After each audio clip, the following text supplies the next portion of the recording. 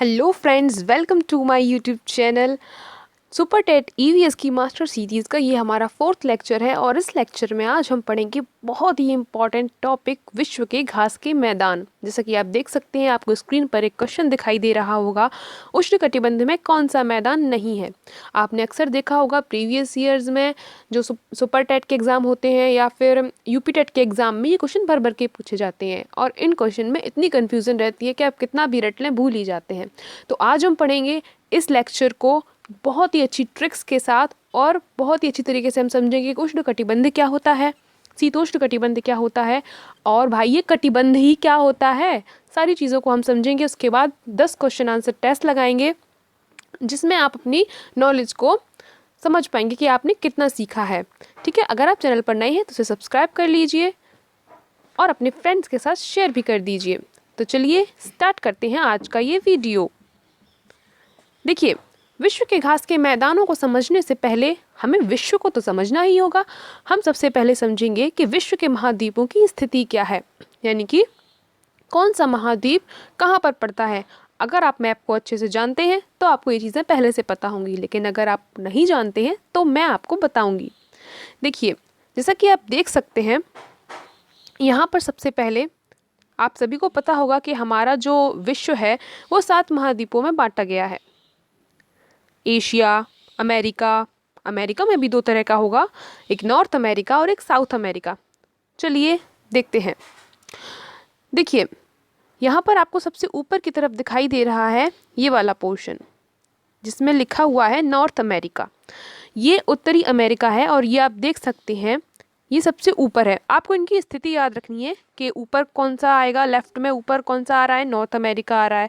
ठीक है, तो ये आप मैप को जब आप देखेंगे तो आपको ये चीज़ें याद रह जाएंगी। आपको याद करने की ज़रूरत नहीं है और आपको सिर्फ यही एक वीडियो देखना है, आपको सब याद हो जाएगा। उसके बाद आपको मेरे ख्याल से रिविज़न की भी ज़रूरत नहीं पड़ेगी। देखिए, इसमें आपको बीच में एक रेड लाइन दिखाई दे रही होगी जिसे हमने नाम दिया है 0 डिग्री।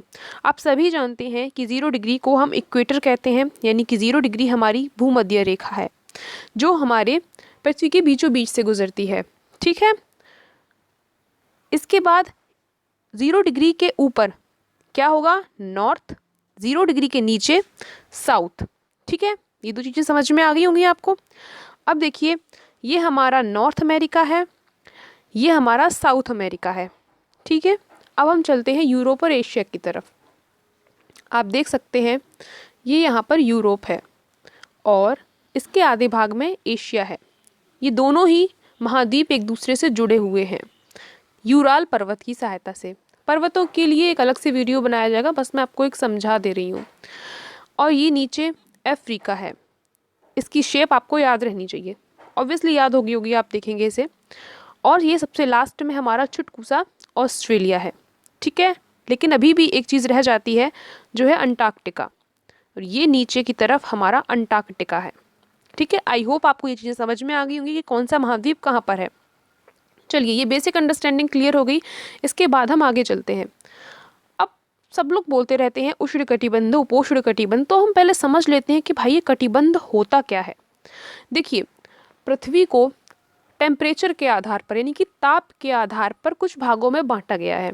कैसे बांटा गया है, हमने कहा कि पृथ्वी का जो कुछ भाग है वो ज़्यादा गर्म है ना, कुछ भाग कम गर्म है। तो उस आधार पे हमने पृथ्वी के कई सारे पार्टीशन कर दिए। जैसे कि आप देख सकते हैं, पृथ्वी के बीचों बीच में से एक रेखा निकलती है जिसे हम सभी जानते हैं भूमध्य रेखा के नाम से, यानी कि इक्वेटर भी इसे कहते हैं और इसका एक नाम और है विषुवत रेखा। ठीक है, तो जैसा कि मैंने इसे रेड से दिखाया है तो आप समझ सकते हैं कि ये रेड से क्यों है, बताइए। क्योंकि यहाँ पर सबसे ज़्यादा गर्मी रहती है। ठीक है, तो इस रेखा के आसपास का जो रीजन है, जो क्षेत्र है, उस क्षेत्र को हम क्या कहेंगे, जैसे कि आप देख सकते हैं ये डॉटेड है रेड, तो ये क्षेत्र कहलाता है उष्णकटिबंधीय क्षेत्र। कौन सा क्षेत्र, उष्णकटिबंधीय क्षेत्र। ये समझ में आ गई। ये आपको मैप में बहुत हेल्पफुल होगा, आप देखते जाइए। इसके बाद आता है जब हम इससे थोड़ा सा ऊपर बढ़े, यानी कि जब हम 0 डिग्री से थोड़ा सा ऊपर बढ़ते हैं तब क्या आता है, तो ऊपर जाएंगे तो ताप जो है, यानी कि टेम्परेचर है, आप सीधे समझिए कि ठंड होती जाएगी। यहाँ नीचे गर्मी है तो ऊपर जाएंगे तो टेम्परेचर क्या होता जाएगा, घटता जाएगा। ठीक है, तो जब टेम्परेचर और थोड़ा कम होगा तो ये क्षेत्र कौन सा कहलाएगा, उपोष्णकटिबंधीय। यानी कि यहाँ पर भी कोई रेखा रही होगी, है ना, उसका भी कोई नाम होगा, 30 डिग्री या 60 डिग्री या कुछ भी हो सकता है, उसे समझने की ज़रूरत नहीं है, आप सिर्फ उतना समझे जितना आपके पेपर के लिए ज़रूरी है। ठीक है, तो कटिबंध को समझते हैं, तो ये उपोष्णकटिबंधीय होगा। और इसके ऊपर जाएंगे तो ये वाला जो एरिया है ये आपका शीतोष्ण कटिबंध बोला जाता है। और सबसे ऊपर का क्षेत्र यानी कि ध्रुवों के पास है, इसे हम शीत कटिबंधीय क्षेत्र बोलते हैं। तो आई होप ये चीज़ आपको समझ में आ गई होंगी। सेम ऐसा ही नीचे रहता है। ठीक है, जैसा कि आप देख सकते हैं फिगर में, ऐसे ही करके हमने पूरी पृथ्वी को कई सारे कटिबंधों में बांटा हुआ है। ठीक है, आई होप आपको ये चीज़ समझ में आ गई होगी। हमें सिर्फ 2 कटिबंध पढ़ने हैं, उष्ण कटिबंध और शीतोष्ण कटिबंध। ठीक है, और इसमें आने वाले घास के मैदानों के नाम हमें जानने हैं, जो कि हमारे पेपर में मल्टीपल टाइम्स पूछे जाते हैं। ठीक है, चलिए अब चलते हैं हम सबसे इम्पोर्टेंट चीज़ की तरफ। ये देखिए, इस फिगर को अगर आपने समझ लिया ना और अपने दिमाग में एकदम फिट कर लिया तो आपको कभी कभी जीवन में आप इस क्वेश्चन को नहीं भूलेंगे, ना इस टॉपिक को भूलेंगे। ठीक है, तो जैसा मैंने अभी आपको बताया कि कटिबंध को हमने कैसे बांटा था, जो रेखा बिल्कुल मध्य से गुजरती थी उसे हम बोलते थे भूमध्य रेखा। ठीक है, मध्य से गुजरने वाली रेखा भूमध्य रेखा, यानी कि इसे इक्वेटर कहते हैं और इसे विषुवत रेखा भी कहते हैं। ठीक है, ये तीनों ही नाम आपको याद रखने हैं। अब आप देख सकते हैं, ये मैंने आपको ये महाद्वीप दिखाए थे, आपको समझ में आ गया होगा कौन सा महाद्वीप कहाँ पर है। इसके बाद अब हम देखते हैं एक एक महाद्वीप करके। ठीक है, पहले आप देखिए, मैंने आपको अभी बताया कि 0 डिग्री के आसपास का जो क्षेत्र है वो कौन सा क्षेत्र कहलाता है, बताइए। 0 डिग्री के जो आसपास का क्षेत्र है उसे हम बोलते हैं उष्ण कटिबंधीय क्षेत्र। और ये देख सकते हैं आप 0 डिग्री से 30 डिग्री नॉर्थ तक और 0 डिग्री से 30 डिग्री साउथ तक। सरल भाषा में कहें तो 0 डिग्री के ऊपर और 0 डिग्री के नीचे थोड़ी थोड़ी दूरी का जो ये क्षेत्र है ये आपका उष्णकटिबंधीय क्षेत्र कहलाएगा। यानी कि यहाँ पर जो तापमान है, टेम्परेचर है, वो बहुत ज़्यादा रहता है। ज़्यादा रहता है तो गर्मी रहती है और इसी वजह से यहाँ पर वर्षा बहुत अधिक होती है। ठीक है, तो यहाँ पर अमेज़न के जंगल वगैरह भी पाए जाते हैं इस वाले एरिया में, तो वो अलग टॉपिक हो जाएगा, हम इस टॉपिक पे चलते हैं। ठीक है, तो ये क्षेत्र समझ में आ गए होंगे आपको, ये उष्णकटिबंधीय हो गया। अब इसके ऊपर का जो क्षेत्र है, जो सबसे ऊपर वाला ये जो क्षेत्र है, ये आपका शीतोष्णकटिबंधीय क्षेत्र हो जाएगा। तो आपको ये चीज़ समझ में आ गई होगी कि यानी कि इस एरिया में जो भी घास के मैदान आएंगे वो हमारे कहलाएंगे उष्णकटिबंधीय घास के मैदान। ये स्थिति आपको याद रखनी है, इनकी पोजीशंस आपको याद हो जाएंगी देखते ही देखते। और इसके जो ऊपर आ रहे हैं, जो रेड से दिखाए गए हैं, वो सारे के सारे होंगे शीतोष्णकटिबंधीय, यानी कि यहाँ पर ठंडी ज़्यादा रहती है। ठीक है, समझ में आ गया। ये ऊपर का क्षेत्र, ये जो रेड है, और जो नीचे का क्षेत्र, ये दोनों शीतोष्णकटिबंधीय क्षेत्र हैं। और ये वाले क्षेत्र जो आपको ग्रीन से दिखाई दे रहे होंगे, लानोस, सेल्वास, कंपास, ये सारे के सारे उष्णकटिबंधीय घास के मैदान हैं। अब हम इनके नाम को याद रखेंगे ट्रिक से। देखिए, ये चीज़ तो आपको मैप से ही याद होगी कि उष्णकटिबंधीय घास के मैदान, ये बिल्कुल आप रट लीजिए तो आप भूल जाएंगे, लेकिन अगर आपने मैप में से एक बार देख लिया तो आप क्वेश्चन को देखते ही सही आंसर को पिक कर पाएंगे। ठीक है, चलिए अब इन्हें अच्छे से याद करते हैं। याद क्या करना है, ट्रिक से समझते हैं। देखिए, सबसे पहले हम जाएंगे उष्णकटिबंधीय घास के मैदानों को देखते हैं सबसे पहले। तो यहाँ पर ये 4 घास के मैदान बहुत ही ज़्यादा इंपॉर्टेंट हैं आपके लिए। देखिए, लानोस ये आपका वेनेजुएला में है और ये हमारा साउथ अमेरिका है, मैंने आपको बताया था ये हमारा साउथ अमेरिका है। और साउथ अमेरिका में 3 घास के मैदान हैं। पहला लानोस, ठीक, लानोस। अब इसको आप याद कैसे रखेंगे, देखिए, लानोस में क्या बोल रहा है, नोज, ला नोज, क्या बोल रहा है, ला नोज, यानी कि नोज को लाओ। क्या बोल रहा है, नोज को लाओ। तो नोज कैसी चाहिए उसे, लंबी नोज चाहिए। ठीक है, कैसी नोज चाहिए, लंबी नोज चाहिए। लंबी से क्या आप याद रख पाएंगे, कोलंबिया। क्या याद रख पाएंगे, कोलंबिया। ठीक है, अभी मैंने से आगे भी लिख रखा है, ये वेनेजुएला, कोलंबिया का जो क्षेत्र है ये आपका लानोस में आता है। और चूंकि मैं आपको दिखा रही हूँ कि ये साउथ अमेरिका का पार्ट है, तो आपको ये दिमाग में रह जाएगा कि ये साउथ अमेरिका का है। ठीक है, तो लानोस कहाँ पर है, लानोस कहाँ पर हो गया? साउथ अमेरिका में हो गया, ठीक है। सेल्वास, सेल्वास, ठीक है। अब ये सेल्वास किस में आएगा? इसे आपको याद रखना है, वास। हम वास कहाँ करते हैं? किसी के हृदय में वास करते हैं, घर में वास करते हैं, लेकिन आपको इसे कैसे याद रखना है कि हम हृदय में वास कर रहे हैं, ठीक है, किसी के हृदय में वास कर रहे हैं। तो वो हृदय कहाँ होगा? बिल्कुल सेंटर में, ठीक है। तो वो व्यक्ति हमारे किस में होगा? सेंटर में रहता है। जो हमारे हृदय में वास करता है व्यक्ति हमारे सेंटर में रहता है। तो आप देख सकते हैं कि बीच का क्षेत्र कौन सा हो गया? बीच का क्षेत्र तो हमने बताया उष्णकटिबंधीय घास के मैदान होते हैं, तो उस बीच के क्षेत्र में क्या आएगा आपका? सेल्वास। क्या आएगा? सेल्वास, ठीक है।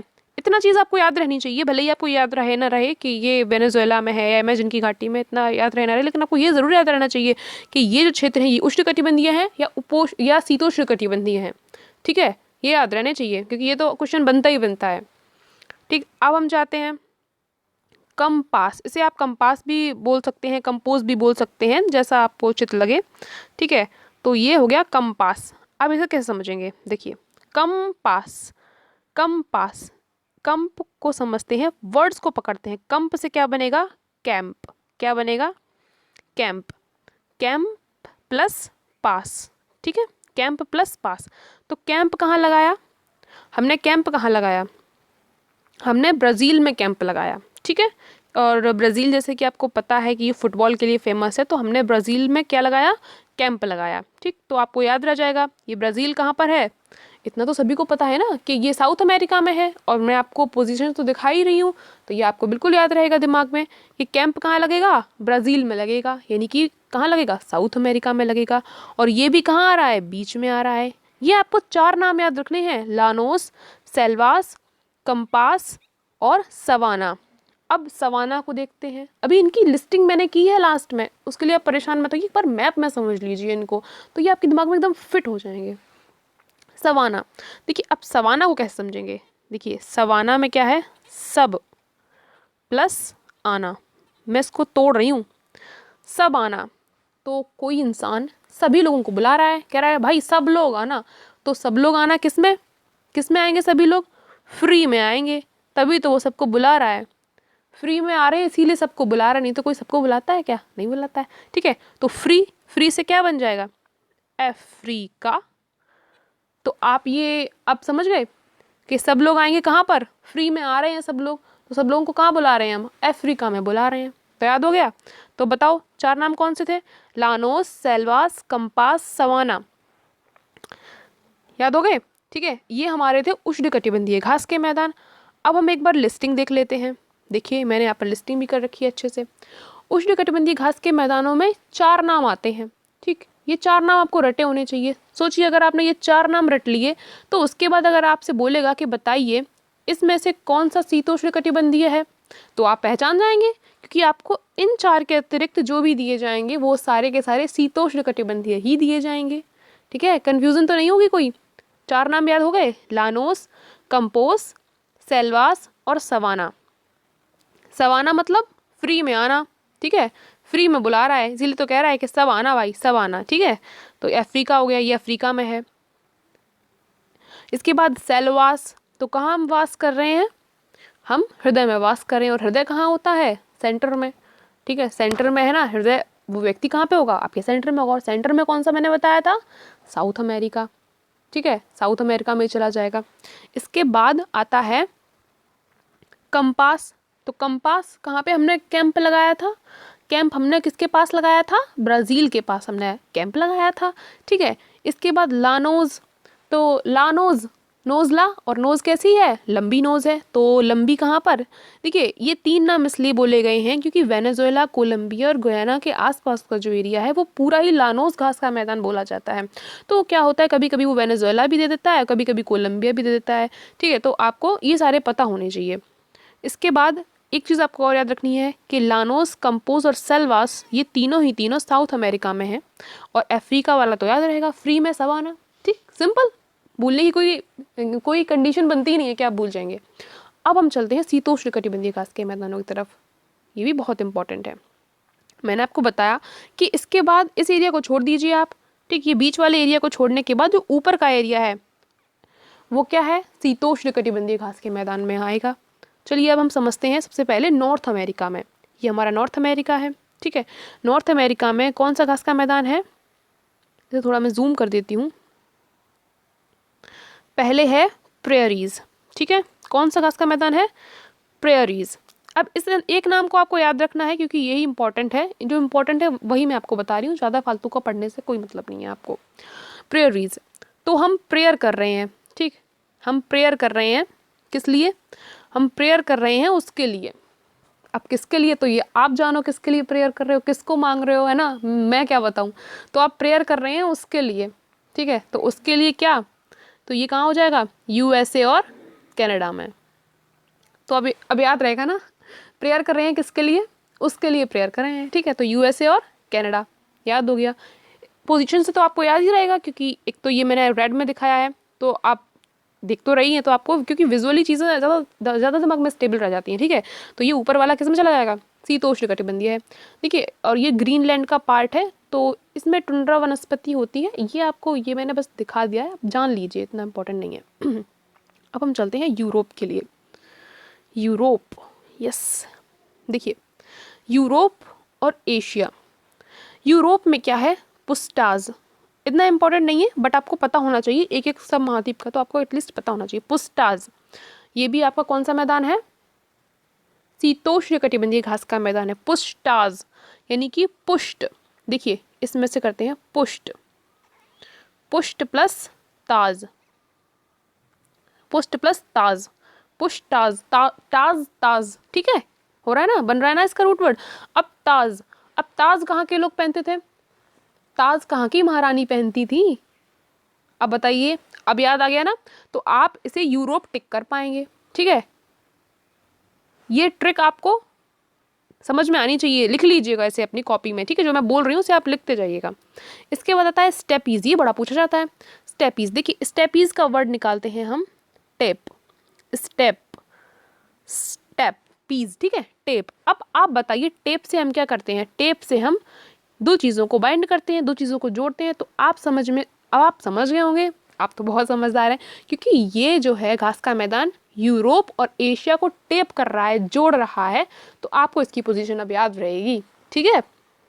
तो टेप से याद रखेंगे, यानी कौन टेप करता है, स्टेपीज। तो ये कहाँ हो जाएगा आपका, यूरोप और एशिया के बीच में, यानी कि एशिया के पार्ट में ये थोड़ा सा ज़्यादा है, ठीक है। तो आप इसे एशिया में टिक कर देंगे।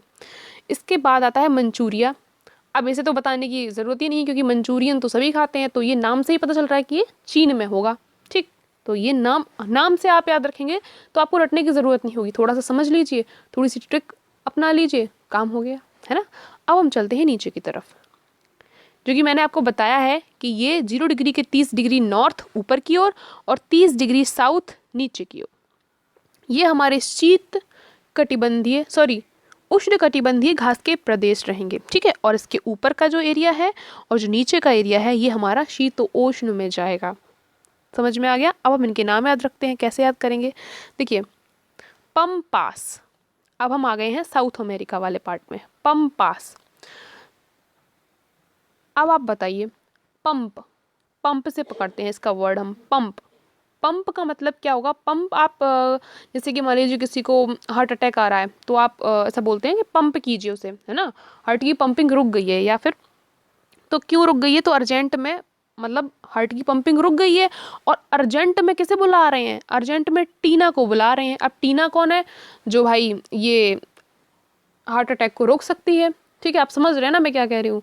तो अर्जेंट में बुला रहे हैं क्योंकि जो हार्ट है ना वो पंप होना बंद कर रहा है, समझ गए। तो ये याद रहेगा कि पंपास कहाँ है, अर्जेंटीना में, और अर्जेंटीना कहाँ है, साउथ अमेरिका में। कितना इजी है, इसमें क्या परेशान होना।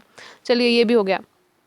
इसके बाद अब हम जाते हैं दूसरे महाद्वीप अफ्रीका की तरफ। तो अफ्रीका में हमने एक देखा सवाना, सब फ्री में आना भाई, ये आपका उष्णकटिबंधीय का हो जाता है। लेकिन इसमें एक और है शीतोष्णकटिबंधीय का, और उसका नाम है वेल्ड। तो अब आपको याद रखना है वेल्ड, वेल्ड यानी कि बोल्ड से, ठीक है, बोल्ड से। आप ऐसे याद रखिए कि जो बोल्ड पर्सन्स हैं, बोल्ड पर्सनैलिटी वाले लोग हैं, वो कहाँ पे होंगे, अफ्रीका में होंगे, ठीक है। कैसे होते हैं, अफ्रीकन लोग जो हैं वो बहुत ही बोल्ड होते हैं। तो बोल्ड से आपको क्या याद आएगा, वेल्ड, ओके, डन। अब इसके बाद आता है ऑस्ट्रेलिया, ऑस्ट्रेलिया का बहुत ही फेमस, ऑस्ट्रेलिया का बहुत ही फेमस है ये डाउन्स। इसे कैसे याद रखना है? देखिए आप सभी को पता है कि जो ऑस्ट्रेलिया की जो पिच है, ऑस्ट्रेलिया की जो क्रिकेट पिच है, वहाँ पर जो बॉल है वो बहुत बाउंस करती है ना, बॉल बहुत बाउंस करती है। तो अब क्या बताना, अब तो याद हो ही गया है ना, कहाँ पर बॉल सबसे ज़्यादा बाउंस करती है, बाउंस डाउन्स, समझ रहे ना, ऑस्ट्रेलिया। बस हो गया याद, इतना ही तो था। अब आप एक बार इसको ओवरऑल देख लीजिए, ठीक है। देखिए एक बार फिर से जल्दी से देखते हैं। लानोस, सेल्वास, कंपोज और सवाना, ये चार आपके कौन से हो गए? उष्णकटिबंधीय वाले। और जो ऊपर के हैं प्रेरीज, प्रेरीज किसके लिए प्रेयर कर रहे हैं? उसके लिए प्रेयर कर रहे हैं, यूएसए कनाडा, ठीक है। पुष्टाज, ताज, ताज कहाँ के लोग पहनते हैं? यूरोप, सॉरी कहाँ की महारानी पहनती हैं? यूरोप, ठीक है। ब्रिटेन वगैरह सब इसी में आता है, ब्रिटेन, फ्रांस, इटली, ये सब यूरोप में आएंगे। स्टेपीज, टेप, टेप कौन कर रहा है? मतलब टेप जो कर रहा है, स्टेपीज कहाँ पर है? यूरोप और एशिया के बीच में है, एशिया पे आप टिक कर देंगे, ठीक है। मंचूरिया घास का प्रदेश कहाँ पे है? अरे चीन में है ना, मंचूरियन रोज खाते हैं हम तो। इसके पता है पंपास, पंपास, पंप करने की ज़रूरत है क्योंकि दिल जो है रुक गया है। अर्जेंट में बुलाइए किसे? ठीक है, अर्जेंटीना, समझ में आ गया। वेल्ड कहाँ के लोग बोल्ड हैं? बताओ, अफ्रीका के, ठीक। और ऑस्ट्रेलिया, यानी कि ऑस्ट्रेलिया की जो पिच है वहाँ पे बॉल बहुत बाउंस करती है, तो वहाँ पर कौन सा है? डाउन्स। आई होप आपको ये बिल्कुल क्लियर हो गए होंगे। अब हम लगाएंगे क्वेश्चन आंसर टेस्ट। ये देखिए मैंने लिस्टिंग दी है जिसमें आपको उष्णकटिबंधीय घास के मैदान हैं और शीतोष्णकटिबंधीय घास के प्रदेश हैं। जो मैंने अभी आपको याद कराए, ट्रिक से समझाए, वही सब मैंने इसमें लिखे हैं। आप चाहें तो इसे अपनी कॉपी में लिख सकते हैं या फिर आप स्क्रीनशॉट ले सकते हैं, ठीक है।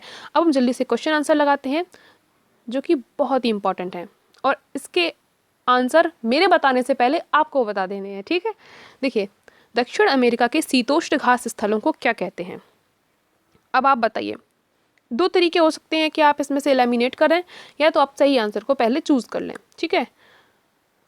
तो बताइए फिर, दक्षिण अमेरिका के शीतोष्ण घास स्थलों को क्या कहते हैं? सवाना, सब आना फ्री में, ये तो अफ्रीका का है, ये तो नहीं हो सकता आंसर, है ना, इसे हम क्रॉस कर देते हैं। इसके बाद आता है प्रेयरीज, तो प्रेयर किसके लिए कर रहे हैं? उसके लिए कर रहे हैं। यूएसए कहाँ है? नॉर्थ अमेरिका में है, तो ये भी नहीं होगा। इसके बाद पंपास, तो पंप की ज़रूरत कहाँ थी? अर्जेंट में थी, इसीलिए तो टीना को बुलाया था ना, हार्ट बीट को चलाने के लिए। और ये कहाँ पर था? मैप से याद आया, लोकेशन याद आई, यही तो है दक्षिण अमेरिका में, साउथ अमेरिका में। और वेल्ड तो हो ही नहीं सकता क्योंकि बोल्ड तो भाई सिर्फ अफ्रीका के लोग होते हैं, ठीक है। मतलब ऐसा कुछ, मैं सिर्फ एक ट्रिक बता रही हूँ, ठीक है, जिसे आप याद रख सकें क्वेश्चन को। अब बताओ, ऑस्ट्रेलिया के घास स्थल को दिया गया भौतिक नाम क्या है? बस हो गया, डाउन्स। ऑस्ट्रेलिया में करती है, ऑस्ट्रेलिया की पिच पे करती है बॉल बहुत बाउंस, तो इसीलिए है डाउन्स। ओके, तो क्लियर हो गया। इसके बाद हम आगे बढ़ेंगे। सवाना घास का मैदान कहाँ है? सब लोग आना भाई, फ्री में आना, अफ्रीका। ये बहुत ईजी है। किस देश में पंपास घास के मैदान स्थित हैं? तो बताइए, पंपास, अर्जेंटीना। अगर आपने ट्रिक्स अच्छे से सुनी है, समझी है, तो आपको ये क्वेश्चन एक सेकंड भी नहीं लगेगा। दक्षिण अफ्रीका में पाए जाने वाले शीतोष्णकटिबंधीय घास भूमि को क्या कहा जाता है? बताइए, अफ्रीका से देख के सबसे सबसे पहले आपको क्या दिख रहा है?